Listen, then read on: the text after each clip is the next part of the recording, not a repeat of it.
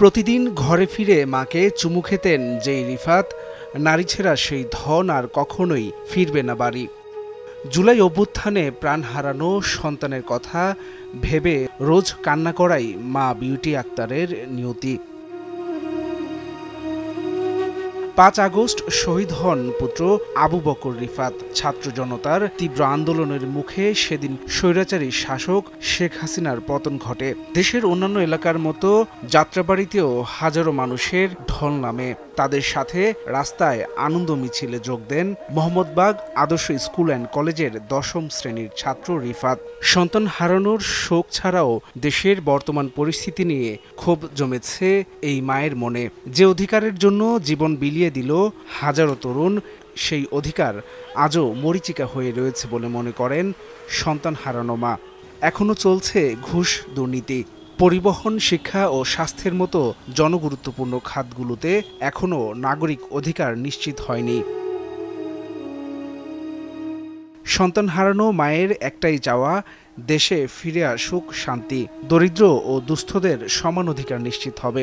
সন্তানের এমন আত্মত্যাগে গর্বিত পিতা মোহাম্মদ আওলাদ হোসেন বলেন, দেশের জন্য ছেলের মৃত্যুতে কোনো দুঃখ নেই। ফ্যাসিবাদী শাসনের পতনের পর হাজারো মানুষের উচ্ছ্বাস প্রকাশ করতে দেখে তখনই চোখের পানি মুছে ফেলেন রিফাতের বাবা। বেদনা বিধুর কণ্ঠে তিনি বলেন, এটা গর্বের বিষয় যে আমার ছেলে দেশের মানুষের মুখে হাসি ফোটাতে পেরেছে।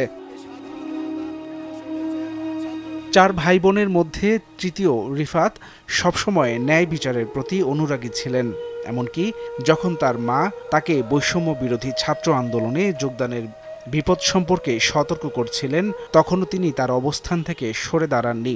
রিফাতকে আন্দোলনে যেতে বাধা দিলে তিনি আত্মবিশ্বাসের সাথে বলতেন, আমাকে হত্যা করা হলে আমি শহীদ হব।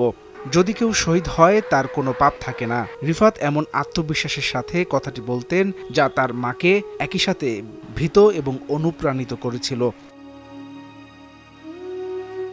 ছাত্র জনতার অভ্যুত্থানের মুখে গত ৫ আগস্ট পতন হয় স্বৈরাচার শেখ হাসিনা সরকারের। শেখ হাসিনা পালিয়ে আশ্রয় নেন ভারতে। আন্দোলন দমনে চালানো গণহত্যার বিচার কাজ চলছে আন্তর্জাতিক অপরাধ ট্রাইব্যুনালে। পলাতক শেখ হাসিনাকে ফিরিয়ে আনতে রেড অ্যালার্ট জারি করতে ইন্টারপোলে আবেদন করেছে বাংলাদেশ। হাসান সাব্বির, ভোরের কাগজ।